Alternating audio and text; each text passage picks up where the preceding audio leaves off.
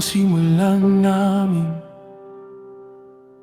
ang gawain para sa iyo.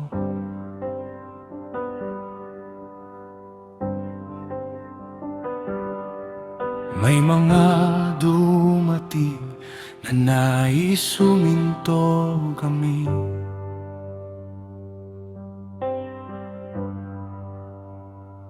May mga salita ng papuri, ngunit may ibang layunin.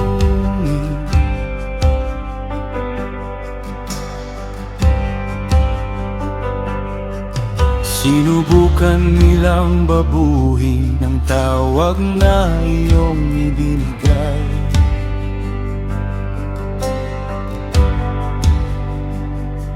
Ngunit alam namin kung sino ang tumawag, at ang pundasyong inilagay ay hindi namin iiwan.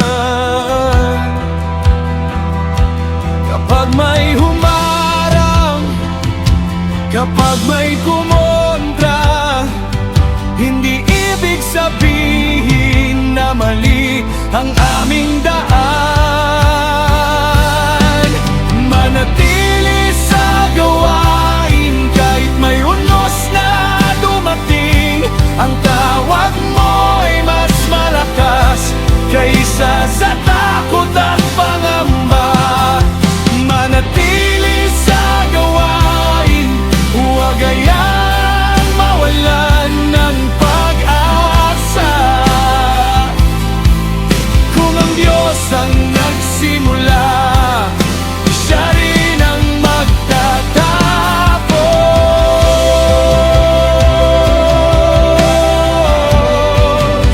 We will stand.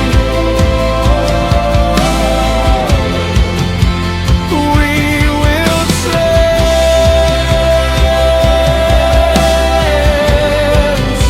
Your purpose remains forever. Ang hindi nila nagawa, ang gusto nilang mangyari.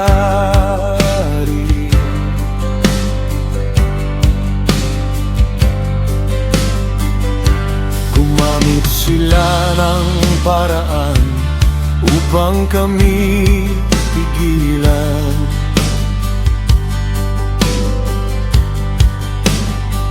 Nagpadala sila ng sulat, naghanap ng dahilan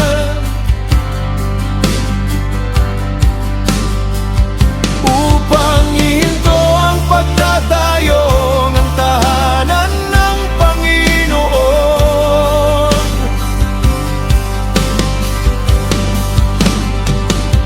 At dumating ang panahon na pansamantalang tumigil ang gawain dahil sa utos ng mga namumuno.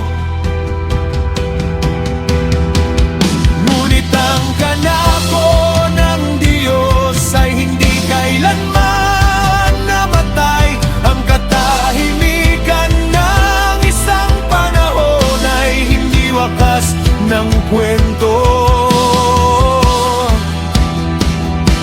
May panahon ng paghihintay, may panahon ng paglaban, ngunit ang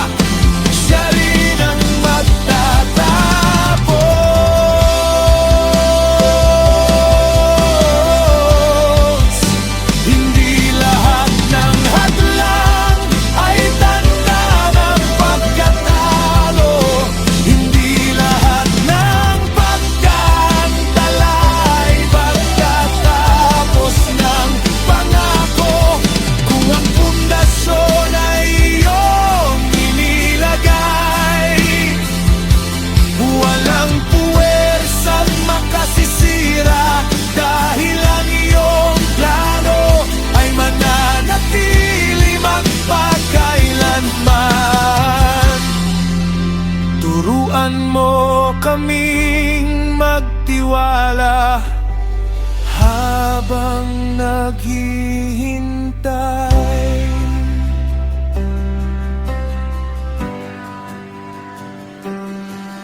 When the doors close, you are still working.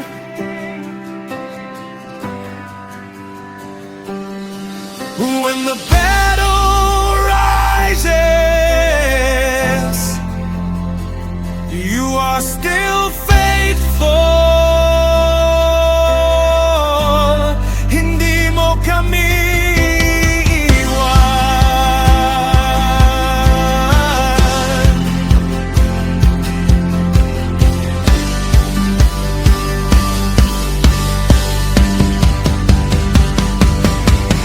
Manatili sa gawain kahit may unos na dumating. Ang tawag mo ay mas malakas kaysa sa takot.